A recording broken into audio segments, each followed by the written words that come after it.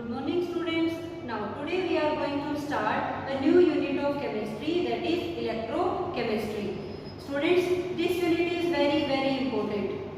In all competitive exams or in board exams also, इस chapter से question आपका जरूर आता है, ठीक है। तो प्लीज स्टूडेंट्स वीडियो के साथ साथ आप ध्यान से समझिए और इसको साथ साथ नोटबुक में नोट कीजिए, ठीक है। Keep your notebook and pen with you and note down the important points. तो स्टार्ट करते हैं आज का ये यूनिट इलेक्ट्रोकेमिस्ट्री। देखिए, इलेक्ट्रोकेमिस्ट्री में हम बेसिकली टू एनर्जीज की बात करेंगे, electrical energy and chemical energy, ठीक है। इट इज द इलेक्ट्रोकेमिस्ट्री की पहले डेफिनेशन लिखिए, it is the branch of chemistry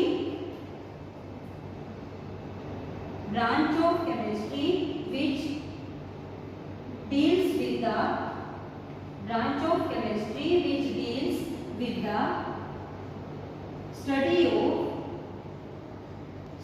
of conversion of electrical energy, study of conversion of electrical energy into chemical energy and vice versa.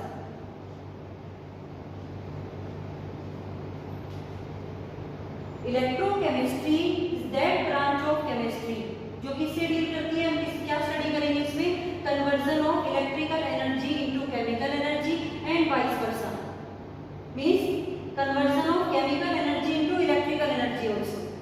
As a name given electrochemistry, देखिए two term से मिलके बना है ये word electro. Electro means electricity, electro means electricity means electrical energy,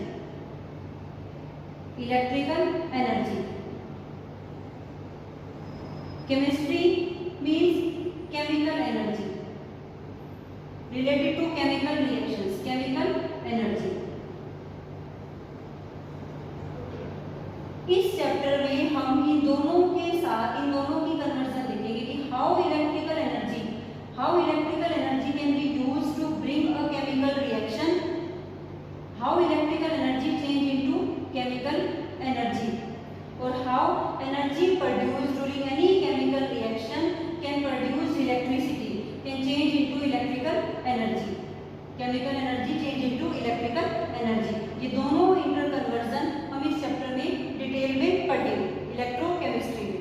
clear है बेटा, ठीक है। देखो इलेक्ट्रिकल एनर्जी, इलेक्ट्रिसिटी के लिए, इलेक्ट्रिकल एनर्जी के लिए इसको electrical current related to electrical current, battery या सेल की हेल्प से हम इलेक्ट्रिकल करंट इलेक्ट्रिसिटी पास करेंगे सॉल्यूशन में और उससे जो रिएक्शन होगी फिर वो केमिकल एनर्जी प्रोड्यूस कराएगी। इलेक्ट्रिकल एनर्जी केमिकल एनर्जी में चेंज होगी। यहाँ पे देखो केमिकल एनर्जी किससे रिलेटेड, केमिकल रिएक्शन से।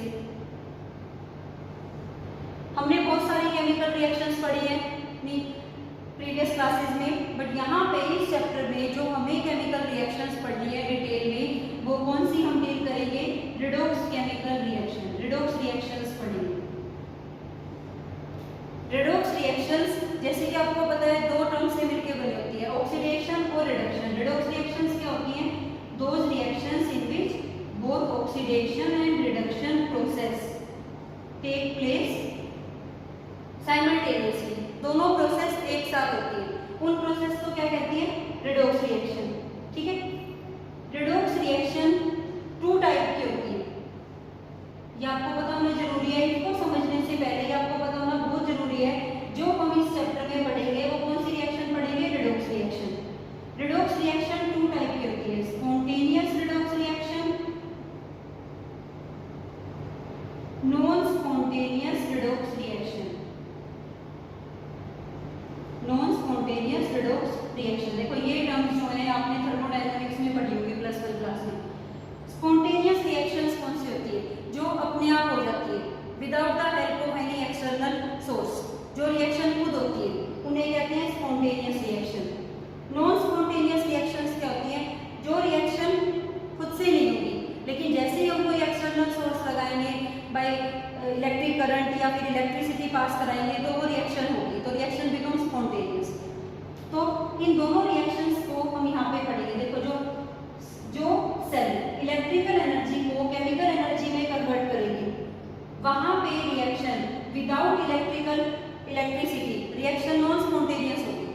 but with the help of electricity reactions become spontaneous.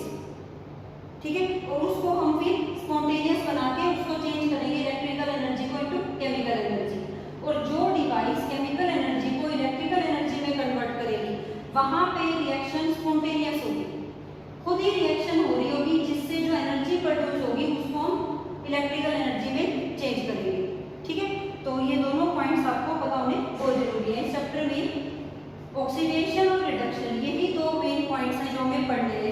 Complete chapter में हम इन दोनों टर्म्स की ही बात करेंगे कि किस एंड पे ऑक्सीडेशन हो रहा है और किसका रिडक्शन हो रहा है। तो अब इसी को ही हम स्टार्ट करते हैं। तो it is a branch of chemistry which deals with the interconversion of both these types of energy. ठीक है, तो जो अब हम इसमें मेन जो हम पढ़ेंगे अपना टॉपिक स्टार्ट करते हैं, that is electrochemical cell. Electrochemical cells, electrochemical cells. Electrochemical cells क्या होते हैं? ये डिवाइस है जो चेंज करती है chemical energy into electrical energy और electrical energy into chemical energy. तो इलेक्ट्रोकेमिकल सेल्स क्या है? It is a device, it is the device which can interchange chemical energy and electrical energy। जो इन दोनों एनर्जीज को इंटरचेंज करती है इनटू ईच अदर, उसको हम क्या कहते हैं? Electrochemical cells. इस चैप्टर में टू टाइप की जो मेन इलेक्ट्रोकेमिकल सेल्स हमें पढ़नी है वो कौन सी है? एक हमने पढ़नी है इलेक्ट्रोलाइटिक सेल, इलेक्ट्रोलिटिक सेल, और दूसरी जो हमें सेल पढ़नी है वो पढ़नी है गैल्वेनिक सेल, जिसको हम वोलेटिक सेल भी कहते हैं। तो ये दोनों सेल्स हमें कंप्लीट इसकी डिटेल पढ़नी है। देखो इलेक्ट्रोलिटिक सेल, इलेक्ट्रोलिटिक सेल में क्या होता है? Electrical energy, a cell, a device which change electrical energy into chemical energy, उसको हम क्या कहते हैं? Electrolytic cell.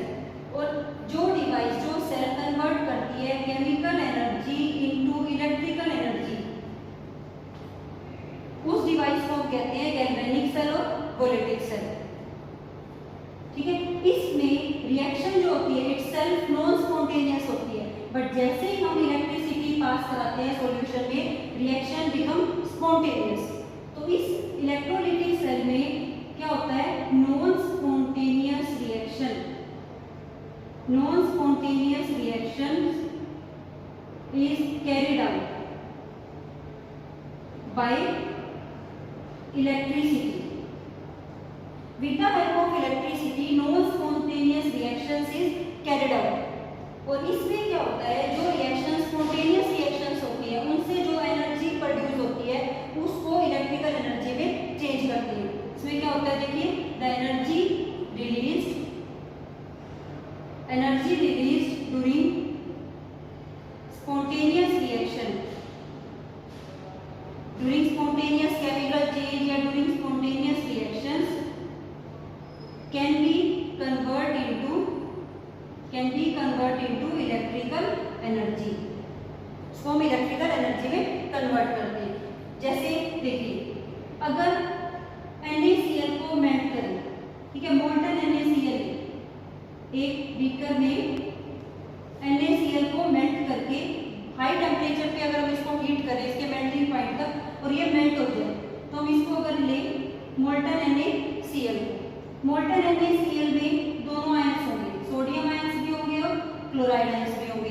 रैंडमली मूव करेंगे ये इनटू द लिक्विड फॉर्म, अपने लिक्विड फॉर्म में रैंडमली मूव करेंगे, बट यहाँ पे कोई रिएक्शन नहीं होगी, ये ऐसा सॉल्यूशन में रहेंगे, प्लस आयन भी रहेंगे और माइनस आयन भी रहेंगे। बट जैसे ही आप इसके अंदर इलेक्ट्रिक करंट पास कराओगे, जैसे ही हम इसके अंदर दो सुटेबल रोड डिप करेंगे, one act as a anode, other act as a cathode, इन दोनों रोड्स को जैसे ही हम बैटरी से कनेक्ट करेंगे और इलेक्ट्रिसिटी पास कराएंगे, तो ये जो आयंस है अपोजिट इलेक्ट्रोड्स की तरफ माइग्रेट वहां पे डिपॉजिट हो जाएंगे, रिएक्शन स्टार्ट हो जाएगी। देखिए विदाउट इलेक्ट्रिसिटी जब तक हमने स्विच ऑन नहीं किया कोई रिएक्शन नहीं होगी, तो रिएक्शन कैसी है, नॉन स्पॉन्टेनियस। बट जैसे ही हमने स्विच ऑन कर दिया बैटरी का तो रिएक्शन स्टार्ट हो गई, तो रिएक्शन क्या बन गई, स्पॉन्टेनियस।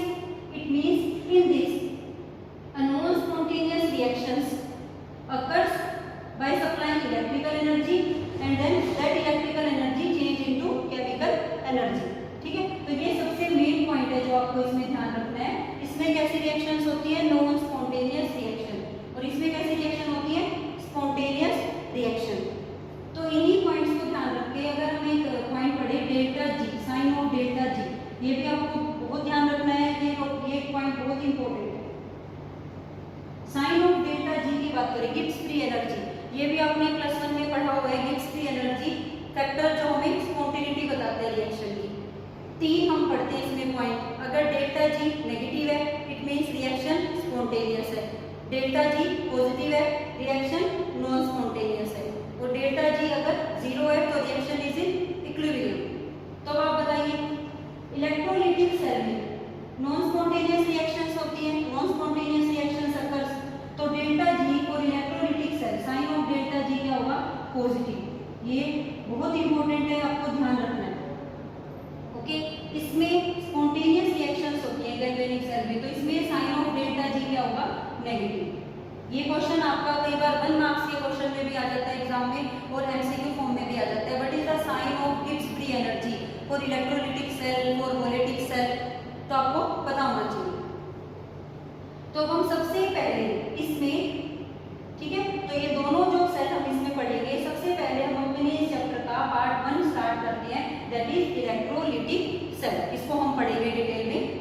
तो हम स्टार्ट करते हैं, जो अपने यूनिट का मेन टॉपिक हम स्टार्ट करते हैं इलेक्ट्रोलाइटिक सेल से।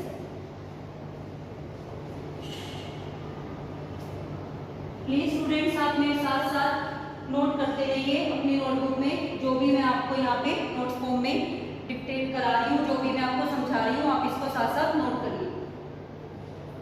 इलेक्ट्रोलाइटिक सेल,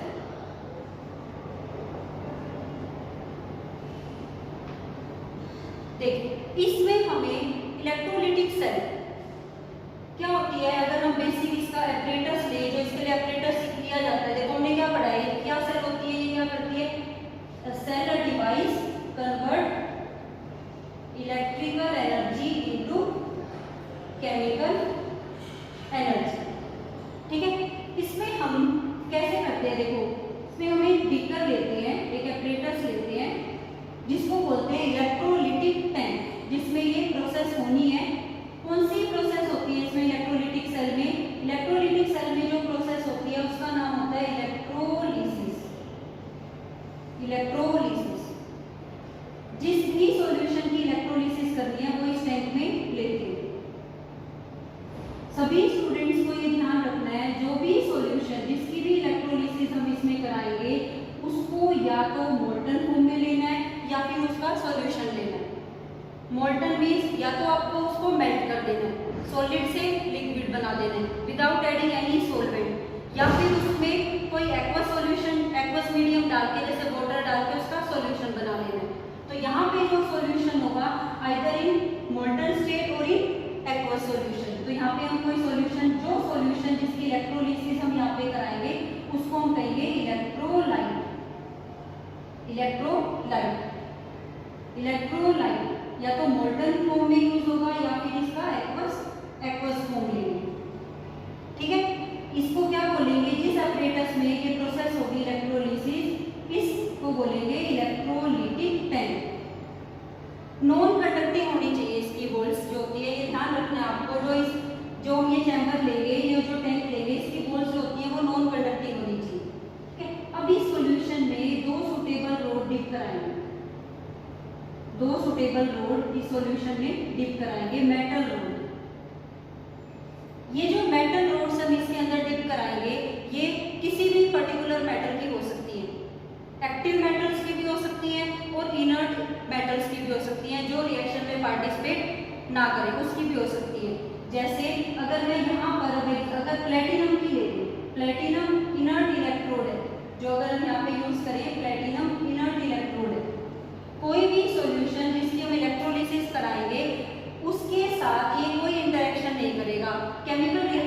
पार्टिसिपेट नहीं करेगा। वन रोड जो यहाँ पे होगी act as a anode, another rod act as a cathode. इन दोनों रोड्स को प्लेटिनम, रोड को हम यहाँ पे नाम देते हैं इलेक्ट्रोड्स। इलेक्ट्रॉन्स दोनों रोड्स को कनेक्ट कर देंगे बैटरी के टर्मिनल से, पॉजिटिव नेगेटिव। एनोड यहाँ पे कौन सा एंड होता है, पॉजिटिव, और कैथोड होता है नेगेटिव। ये ध्यान रखना है आपको, इलेक्ट्रोलिटिक सेल में एनोड पॉजिटिव होता है और कैथोड नेगेटिव होता है। दूसरी जो सेल इसके साथ हमने करनी है गैल्वेनिक सेल, उसमें एनोड नेगेटिव होता है और कैथोड पॉजिटिव होता है। साइन डिफरेंट होते हैं बट जो काम होता है एनोड और कैथोड पे वो सेम होता है in both the cell. Anode पे क्या होगा, हमेशा क्या होगा, ऑक्सीडेशन, और कैथोड पे रिडक्शन। दोनों ही सेल में एनोड अंडरगो ऑक्सीडेशन और कैथोड पे हमेशा क्या होता है, रिडक्शन। ठीक है, इन दोनों को कनेक्ट कर दिया। अब आप इसमें देखिए, अगर हम यहाँ पे, मैं आपको एग्जांपल लेके आपको मैं बताती हूँ, अगर हम इलेक्ट्रोलाइट लेते हैं यहाँ पे मोल्टन NaCl, मोल्टन NaCl का केस ले लेते हैं, उससे मैं आपको बताती हूँ इलेक्ट्रोलिटिक सेल। मोल्टन NaCl है, तो अगर हमने जब तक ये बैटरी नहीं लगाई, जो NaCl के अंदर जो आयंस है Na+ आयन और क्लोराइड आयन, ये रैंडमली मूव करेंगे इनटू द सॉल्यूशन। दोनों आयंस हैं सॉल्यूशन में, अगर मैं थोड़ा सा यहाँ पे बताऊँ आपको, Na+ आयन भी है और क्लोराइड आयंस भी इन द सॉल्यूशन, और रैंडमली मूव कर रहे हैं। बट जैसे ही हम इसके अंदर इलेक्ट्रिक करंट अप्लाई करेंगे तो ये जो आयंस होते हैं अपोजिट इलेक्ट्रोड्स की तरफ भागेंगे। आप ये देखिए, जैसे कि यहाँ पे कैथोड पे क्या है, नेगेटिव चार्ज, तो सोडियम आयंस कहाँ माइग्रेट करेगा, टुवर्ड्स कैथोड, और क्लोराइड आयन माइग्रेट करेगा टुवर्ड एनोड।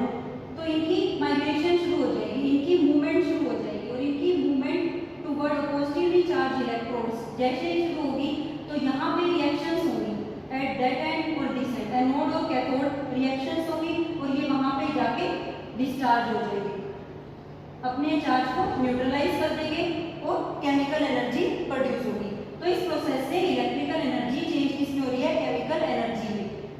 क्या करा रही है, NaCl का इलेक्ट्रोलिसिस। ये जो सारी प्रोसेस है, the process of decomposition of electrolytes by passing electric current through the solution, इसी प्रोसेस को हम क्या कहते हैं, electrolysis.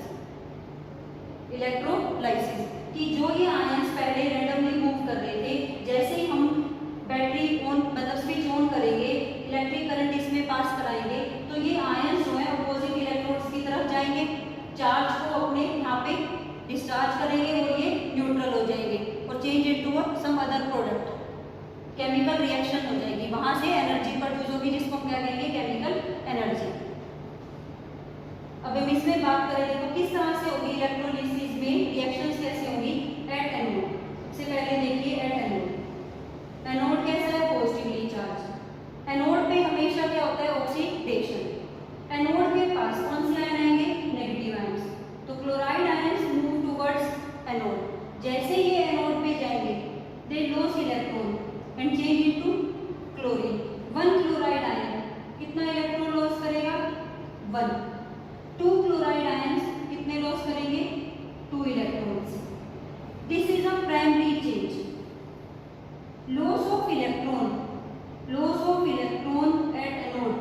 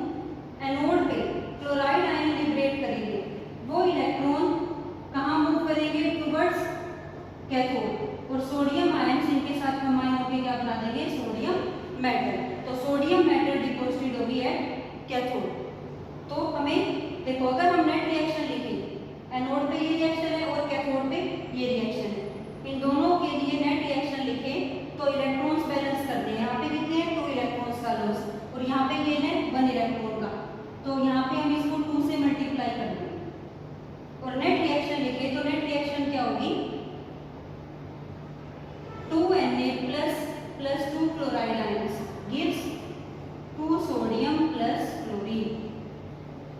By electrolysis of NaCl, electrolysis कराए NaCl का, तो प्रोडक्ट्स हमें क्या मिलते हैं? क्लोरीन गैस मिलती है एनोड पे और सोडियम मेटल डिपॉजिट होती है एट कैथोड। तो ये रिएक्शन हो गई। जब तक हमने इलेक्ट्रिक करंट अप्लाई नहीं किया था आयंस के सॉल्यूशन में, कोई रिएक्शन नहीं हो रही थी। ये इसमें पॉजिटिव चार्ज था और इस पर नेगेटिव चार्ज था। बट जैसे ही हमने ये इलेक्ट्रोलिटिक प्रोसेस की, इलेक्ट्रोलिसिस की बाय अप्लाइंग इलेक्ट्रिक करंट, तो मूवमेंट शुरू हो गई इन इलेक्ट्रिक आयंस की, और मूवमेंट्स होने से इनका चार्ज जो है वो न्यूट्रलाइज हो गया। एनायंस ने लॉस कर दिया इलेक्ट्रॉन और कैटायन ने गेन कर लिया, और ये चेंज हो गए new products, sodium metal deposited at cathode और chlorine gas liberated at anode. तो ये जो सारी प्रोसेस है, इसी को हम क्या कहते हैं? इलेक्ट्रोलिसिस। ठीक है, तो ये जो हमने पढ़ा है, देखो एक और मेन पॉइंट इसमें ये है, जो अब हमने ये सब पढ़ा है, इसमें हमने क्या पढ़ा? इसमें हमने ये पढ़ा कि किसी भी सॉल्यूशन के अंदर अगर हम ये इलेक्ट्रोलिसिस प्रोसेस कराते हैं तो एनोड और कैथोड पे क्या प्रोडक्ट बनते हैं। तो ये जो हम पढ़ रहे हैं, ये पढ़ रहे हैं हम क्वालिटेटिव एस्पेक्ट्स ऑफ इलेक्ट्रोलिसिस। हम इसमें दो एस्पेक्ट्स पढ़ेंगे, क्वालिटेटिव एस्पेक्ट्स ऑफ इलेक्ट्रोलिसिस और क्वांटिटेटिव एस्पेक्ट्स ऑफ इलेक्ट्रोलिसिस। इन दोनों में डिफरेंस है। अभी हमने पढ़ा है क्वालिटेटिव कि किस टाइप का आयन एनोड पे फॉर्म हुआ है और कौन सा कैटायन या एनायन एनोड और कैथोड पे रिएक्शन जाके प्रोडक्ट बना रहा है। देखिए, अब हम इसमें और एग्जांपल्स के साथ अगर हम पढ़ें,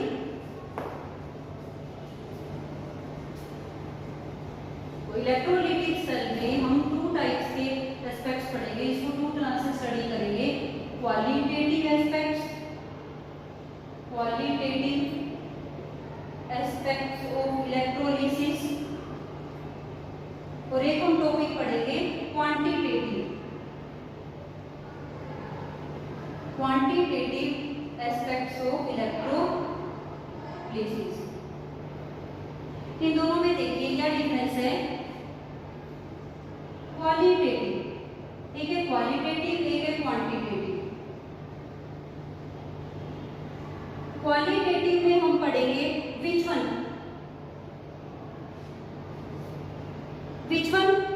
मतलब इसमें हम ये देखो, सॉरी, क्वालिटेटिव में हम ये पढ़ेंगे कि which reaction who will be deposited at cathode, who will be deposited at anode, कि एनोड और कैथोड पे किसकी रिएक्शन हुई है, किस आयन की, विच ion deposited at anode, which ion deposited at cathode, कि हम इस तरह से पढ़ेंगे।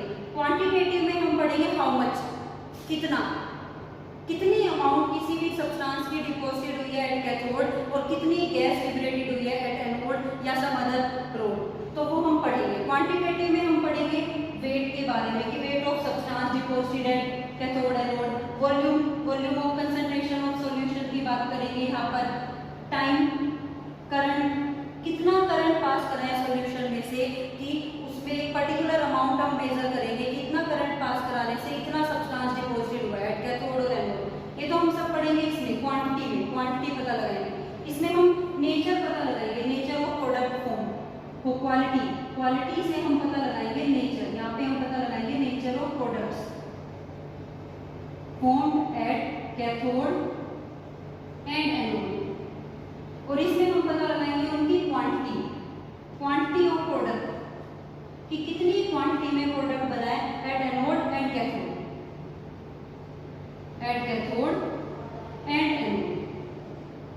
ठीक है। अब यहाँ पे देखिए ये किन फैक्टर्स पे डिपेंड करता है, ये हमें मेन पढ़ना है। अभी हम यही पढ़ा है, हमने अब NaCl में यही पढ़ा है कि सोडियम डिपॉजिटेड हो रहा है एट कैथोड और क्लोरीन गैस लिबरेटेड हो रही है एट एनोड। हमने नेचर पता करा है प्रोडक्ट्स का, किन फैक्टर्स पे डिपेंड करता है ये देखिए। देखो सबसे पहले तो जो सबसे मेन है, अब आप कहोगे कि अगर हमें पता करना है प्रोडक्ट एनोड और कैथोड पे क्या बनेंगे, तो सबसे पहले हमें इलेक्ट्रोलाइट पता होना चाहिए कि कौन सा लिया है। तो सबसे पहला फैक्टर है इलेक्ट्रोलाइट। अगर हमें इलेक्ट्रोलाइट पता होगा तभी हम एनोड और कैथोड के प्रोडक्ट बताएंगे। तो सबसे मेन फैक्टर ये रहेगा इलेक्ट्रोलाइट। नेक्स्ट जिस फैक्टर पे प्रोडक्ट का नेचर डिपेंड करता है एनोड और कैथोड पे, वो मीडियम। जैसे देखो हम टू मीडियम ले सकते हैं इलेक्ट्रोलाइट, या तो हम इलेक्ट्रोलाइट मोल्टन फॉर्म में ले लें कि जो हमें लेना है, जिसकी इलेक्ट्रोलिसिस करा लिया उसी को मेल्ट करा लिया, प्योर फॉर्म में लिया और उसको मेल्ट करा लिया, मोल्टन फॉर्म लिक्विड फॉर्म में लिया, या फिर हम उसका लेंगे एक्वस फॉर्म। एक्वस फॉर्म कि जिस इलेक्ट्रोलाइट को हमें इलेक्ट्रोलिसिस कराना है उसका सॉल्यूशन बना लिया, वाटर में डिसॉल्व करके उसका सॉल्यूशन बना लिया, एक्वस फॉर्म में लेंगे।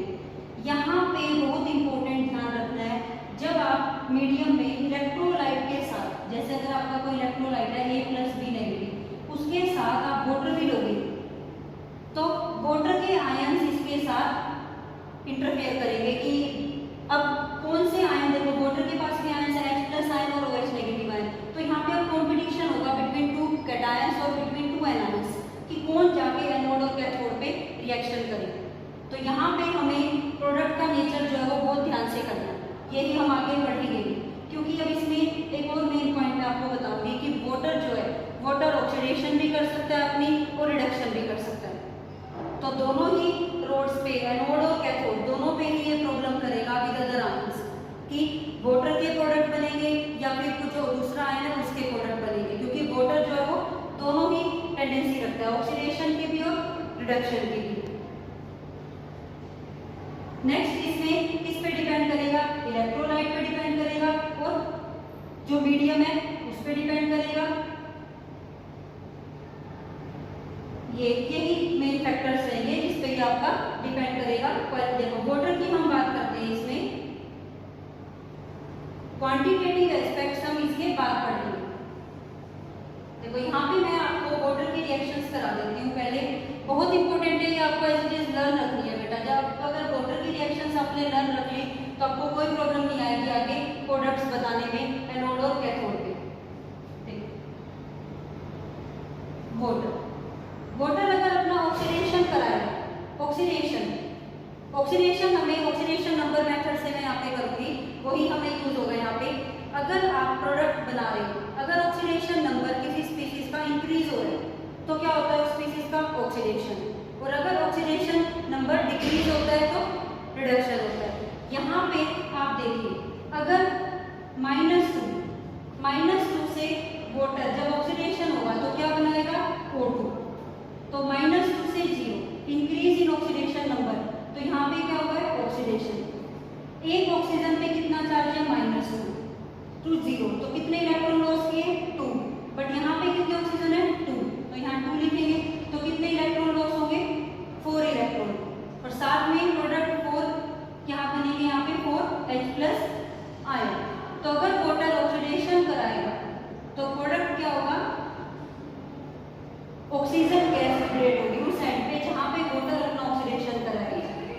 अगर वाटर अपना रिडक्शन कराएगा तो वहां पे प्रोडक्ट बनेगा H2 गैस, +1 से 0 डिक्रीज इन ऑक्सीडेशन नंबर, तो वहां पे वाटर क्या कराएगा अपना reduction, +1 to 0 gain of 1 electron, but 2 hydrogen है तो गेन ऑफ 2 इलेक्ट्रॉन, और प्रोडक्ट क्या बनेगा अगर हम इसको बैलेंस करें साथ में 2 OH- आयन, ये भी बनेगी। ये रिएक्शंस, दोनों ही रिएक्शंस बहुत इंपॉर्टेंट है, वेरी इंपॉर्टेंट। तो ये दोनों रिएक्शंस आपको ध्यान रखनी है। अगर वाटर ऑक्सीडेशन में जाएगा तो प्रोडक्ट क्या बनेगा O2 गैस लिबरेट होगी एट दैट एंड। वैसे ऑक्सीडेशन की साइड पे होता है एनोड पे, तो एनोड पे ही अगर वाटर अपना ऑक्सीडेशन कराता है तो प्रोडक्ट बनेगा O2 गैस, और अगर वाटर रिडक्शन में जा रहा है किस एंड पे होगा ये रिएक्शन एट कैथोड पे, तो गैस लिबरेट होगी H2 गैस। इसको आप सिंपली ऐसे भी याद रख सकते हो ट्रिक की हेल्प से कि वाटर कौन से आयंस देता है, दो आयंस कौन से देता है H+ आयन और OH- ion. Cation move towards cathode, electrolytic cell में एक छोटी ट्रिक्स भी याद करने की कि कैटायन मूव करते हैं कैथोड पे, क्योंकि कैथोड क्या है नेगेटिव चार्ज, एनायन मूव करते हैं टुवर्ड्स एनोड, एनोड क्या है पॉजिटिव चार्ज। कैटायन कहाँ मूव करेंगे टुवर्ड्स कैथोड, ये एनायन मूव करेंगे टुवर्ड्स एनोड। तो आपको सिंपली ध्यान रखना है कि अगर कैटायन मूव करेंगे टुवर्ड्स कैथोड, कैथोड पे क्या होती है रिडक्शन, तो अगर वाटर रिडक्शन में जाएगा तो प्रोडक्ट बनेगा H2 कैथोड पे, जैसे कि रिडक्शन होती है, और अगर वाटर एनोड पे रिएक्शन कर रहा है क्या बनेगा, O2। तो एनोड पे O2 बनेगा और कैथोड पे H2 बनेगा, जैसे कि यहाँ पे बन रहा है एनोड पे O2 और कैथोड पे H2। ये दोनों ही रिएक्शन वाटर की बहुत इंपॉर्टेंट है, आगे आप इसको यूज करेंगे जब आप एक्वा सॉल्यूशन में इलेक्ट्रोलिसिस कराएंगे। ठीक, ये आप नोट डाउन कर लीजिए बेटा, ये बहुत इंपॉर्टेंट है ये दोनों रिएक्शन। तो अब हमने एक केस पढ़ चुके हैं हम मोल्टन NaCl का, तो हम सेकंड केस पढ़ेंगे इलेक्ट्रोलिसिस का, electrolysis of molten lead bromide.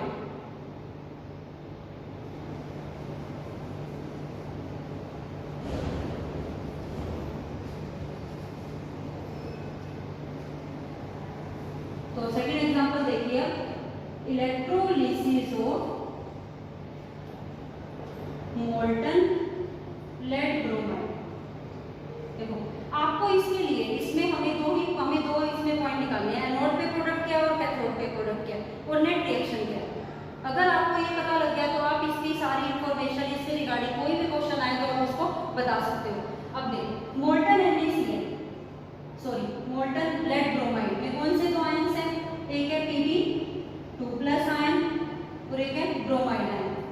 अभी हम देख रहे हैं कैटायन मूव करेंगे टुवर्ड्स कैथोड। अब मैं सबके लिए वो सेटअप नहीं बना रही इलेक्ट्रोलिटिक सेल, अब मैं आपको सिंपल बता रही हूँ कि कैथोड और कैथोड पे प्रोडक्ट्स आपको कैसे फाइंड आउट करने हैं। कैटायन कहाँ मूव करेंगे टुवर्ड्स कैथोड, नेगेटिवली चार्ज है, और एनायंस कहाँ मूव करेंगे टुवर्ड्स एनोड जो कि पॉजिटिव चार्ज है। एनोड पे क्या होता है ऑक्सीडेशन और कैथोड पे क्या होता है रिडक्शन। ठीक है, ये सभी को पता है। अब यहाँ पे कोई और आयन नहीं है, मोल्टन फॉर्म में हमें लेड ब्रोमाइड ही लिया है, वाटर नहीं है यहाँ पे। हम यहाँ पे यूज कर रहे हैं प्लेटिनम इलेक्ट्रोड्स, ये भी आपको ध्यान रखना है, प्लेटिनम की इलेक्ट्रोड्स यूज करेंगे। इनर्ट इलेक्ट्रोड होता है platinum, gold electrode, inert electrode, ये केमिकल रिएक्शन में पार्टिसिपेट नहीं करेंगे, तो प्लेटिनम इलेक्ट्रोड्स का कोई रोल नहीं होगा, जस्ट ये फ्लो ऑफ आयंस के लिए हेल्प करेगा। अब एनोड पे रिएक्शन देखिए, सबसे पहले एनोड पे कौन है ब्रोमाइड आयन, सिर्फ ब्रोमाइड आयन है, तो एनोड पे क्या होता है ऑक्सीडेशन, लॉस करेगा इलेक्ट्रॉन, एक ब्रोमाइड आयन 1 इलेक्ट्रॉन लॉस करेगा, change into bromine. 2 bromide iron loss 2 electrons and change into Br2, तो एनोड पे प्रोडक्ट क्या बनेगा ब्रोमीन गैस। अब कैथोड पे देखिए, कैथोड पे कौन सा आयन है Pb+, रिडक्शन होती है, gain 2 electron and change into lead, तो लेड डिपॉजिट हो गई है कैथोड। बिल्कुल सिंपल है, तो कैटायन कैथोड पे जाएंगे, ठीक है, और एनायन एनोड पे जाएंगे। तो मोल्टन के केस में कोई प्रॉब्लम नहीं है, मोल्टन में आप इजीली फाइंड आउट कर सकते हो एनोड और कैथोड का प्रोडक्ट। जैसे अगर हम अनदर एग्जांपल ले मोल्टन NaBr, इलेक्ट्रोलिसिस कराए अगर मोल्टन NaBr की, तो आपको पता है 2 आयंस कौन से होंगे Na+ और Br-। Cation move towards cathode, anion move towards anode. Anode पे क्या रिएक्शन होती है ऑक्सीडेशन, और कैथोड पे क्या होता है रिडक्शन। ऑक्सीडेशन क्या होता है लॉस ऑफ इलेक्ट्रॉन, तो सेम रिएक्शन जैसे लेड ब्रोमाइड की पड़ी थी, loss 2 electrons and change into bromine, तो एनोड पे क्या प्रोडक्ट बनेगा ब्रोमीन, और कैथोड पे sodium ion gain electron and change into sodium metal, तो सोडियम मेटल डिपॉजिटेड है कैथोड। तो मोल्टन NaBr आपने रिएक्शन पढ़ी भी होगी, 2NaCl इलेक्ट्रोलिसिस अगर हम इसका कराएं तो प्रोडक्ट क्या बनता है 2 सोडियम और क्लोरीन। 2NaBr इलेक्ट्रोलिसिस कराएं मोल्टन NaBr और NaCl का, तो प्रोडक्ट क्या बनेगा सोडियम Br। तो सोडियम मेटल को यहाँ से ऑब्टेन कर सकते हैं by electrolysis of their fused chlorides और ब्रोमाइड्स, हम मेटल को ऑब्टेन कर सकते हैं, बट एक्वस सॉल्यूशन से नहीं कर सकते। ये आपको आगे ये देखो, ये बहुत इंपॉर्टेंट क्वेश्चन है।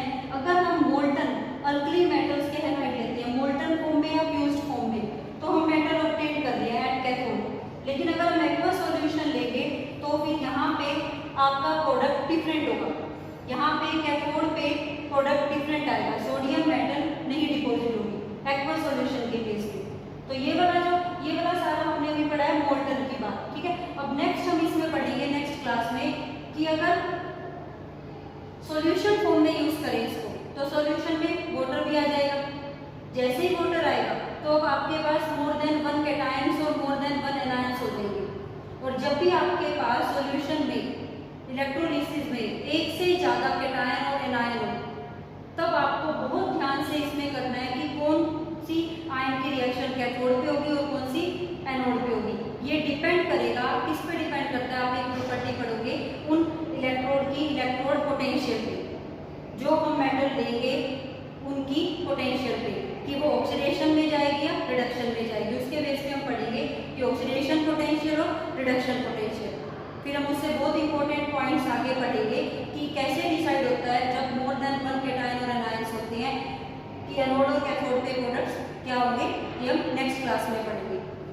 तब तक आप ये जितना भी टॉपिक कराया बेटा, आप इसको नोटबुक से ध्यान से समझिए। नोट टेक्स्ट बुक जो है एनसीईआरटी टेक्स्ट बुक में बहुत अच्छे से दिया हुआ है, ये वहाँ से आप इसे पढ़िए और अगर आपको कोई भी डाउट होता है तो you can ask me. Okay, thank you.